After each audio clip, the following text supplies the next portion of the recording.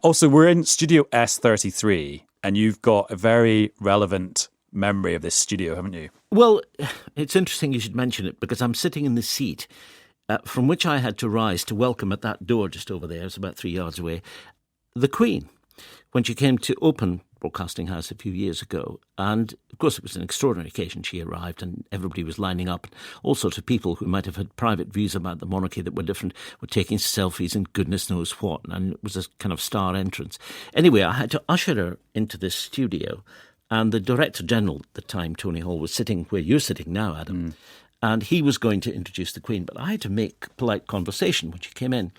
So I said, well, Your Majesty, I think you've been in the old Broadcasting House before. And she told me the story of coming there with Princess Margaret, her sister, at the beginning of the war, and broadcasting, which was the first time anyone had heard her voice.